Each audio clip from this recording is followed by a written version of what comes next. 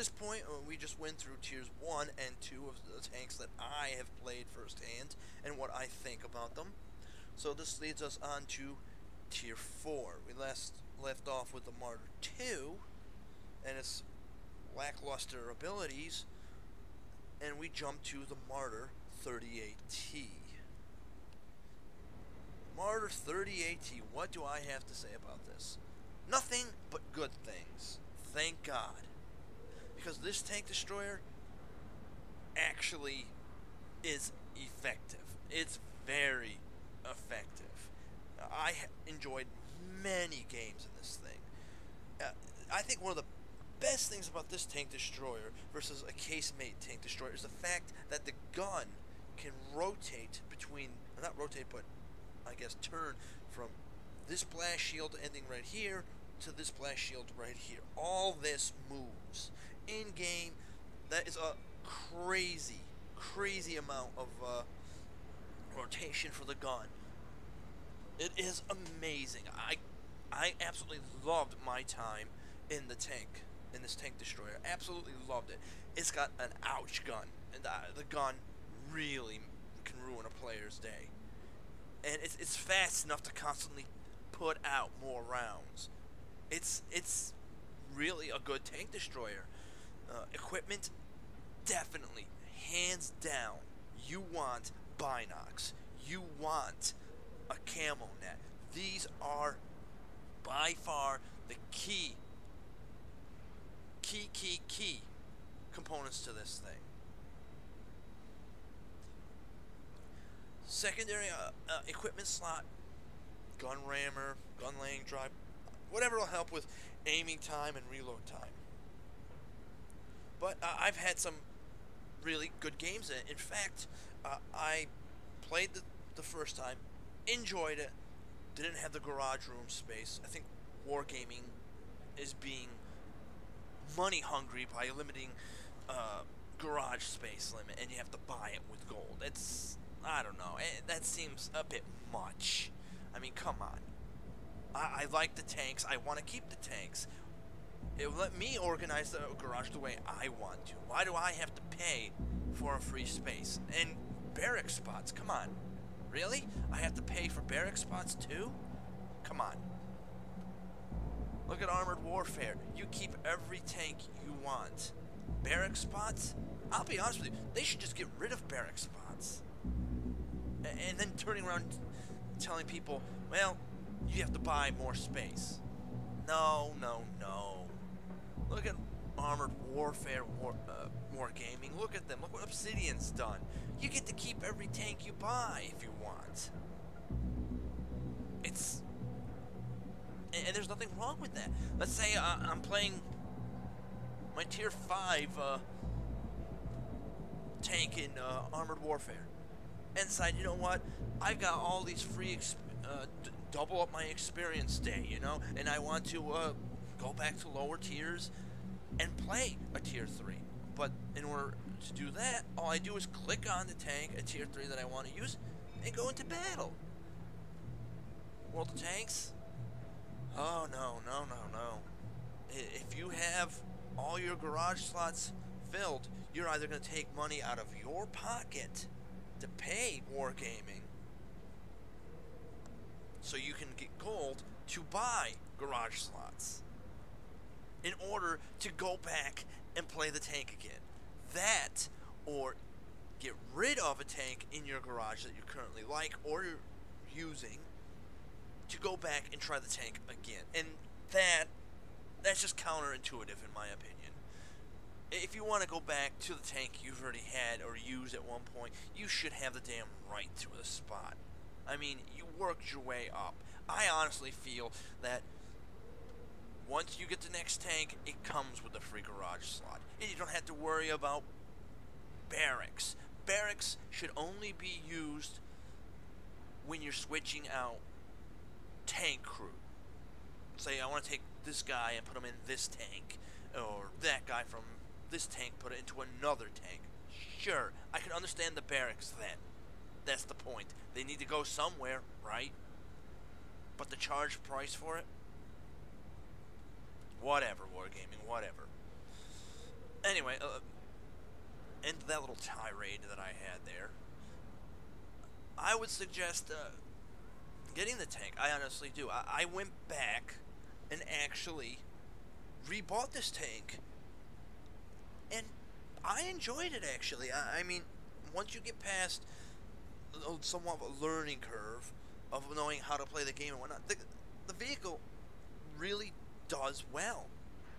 You know what I mean? I mean, it does pretty well. It punches pretty good over its tiers. I mean, obviously it's a tier 4, gets to see tier 6, and you're going to be less and less effective against higher tier tanks, you know?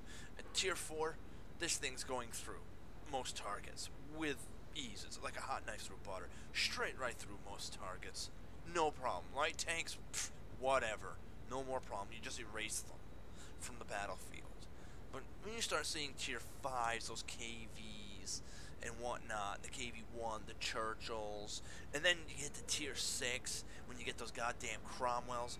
Man, I hate Cromwells. But that's another story. I can't stand them, and this gun is just barely adequate to deal with threats at tier 6. Barely. You might be able to punch through some sides and rears for sure, but the damage done isn't going to be, wow, earth-shattering as it would be against the tier 4. This thing shines pretty much at tier 4 and to some degree at tier 5. Anyway, would I suggest this tank destroyer? Absolutely. I see no reason not to like it. Again, you have this gun arc from this blast shield to that blast shield that is very wide. Most tank destroyers don't get, especially ones that are case made like this right here. This has very wide gun arc, very wide, very effective. That means you can stay hidden longer and aim your gun further away to side, to left to right of the tank at a target than moving the whole tank around and whatnot like the Stug 3 would have, you know? That thing, very narrow gun arc. You have to move the entire tank, thus blowing your camo rating, your camouflage, your binocs. Once you move in that tank, it resets. Then you gotta wait for it all to kick back in again. It's a bit of a pain in the ass, I'll be honest. Anyway, from the Martyr 2, you can have gone to artillery, or to even the Hetzer. But since now I'll be honest with you, I had another account before this one, and I was stupid. I was frustrated the first time I played, and I quit. I was off for about 6 months before I said, you know what, I'll give it another shot. And since then, I haven't really bought the Hetzer again. And the only reason why I'm mentioning the Hetzer and bringing it up, since I don't even have it in my current tanks that I have played, because I really haven't gone back to play it. I just really haven't had the time to go back to play in the Martyr 2 and to go through all that crap again in it just to get the points enough to play the Hetzer. But here we go. Oh, wrong button. Wrong menu. Preview. Alright, here is the Hetzer. The Hetzer. At least that's what the crew called this thing. There was this huge confusion of when this thing was made on what it was called. It was like the official name is the PZKPFW, the Panzerkampfwagen 38T tank destroyer. You know, people just called it the Hetzer, or I think another word they used, the Germans, was Beter. Anywho, I'm actually quite surprised that this tank is actually tier 4, this tank destroyer. This was a later war creation. This is when Germany decided, hey, what do we have a lot of, and what can we do with it? Obviously, this is the Panzer 38T's chassis. They had enough of those and said, you know, it was reliable enough, we could use it, but what can we use it for? Let's stick a big old frickin' gun on it. And they did. And they put, I think historically it had a 75 millimeter cannon. I'm pretty sure it was a 75. Now, of course, here in Wargaming, they like to fantasize about stuff a bit and flex what really vehicles were, because there was a version that had, I believe, the 10.5 millimeter gun, but it had a specific designation, name, and everything, and it wasn't just the Hetzer, you know, it was something else. It was called something else. I just can't think of the name of it right off the top of my head. I mean, I could go through my tank books I have here and look it up, but I really don't have the urge to do that right now. But it did have that gun. Now, why I say I'm surprised that it's such a low tier is because this thing, historically, was going against IS-1 tanks and knocking them out. That sounds crazy, doesn't it? Fighting IS-1 tanks, it had the gun, it had the potential. And we're not talking, oh, it was a lucky shot. This thing was punching through the tanks and killing them with a single hit. And if it wasn't a single hit, it was seriously maiming the internal components of the IS tank. The Hetzer was a badass machine. Wargaming putting it at tier 4,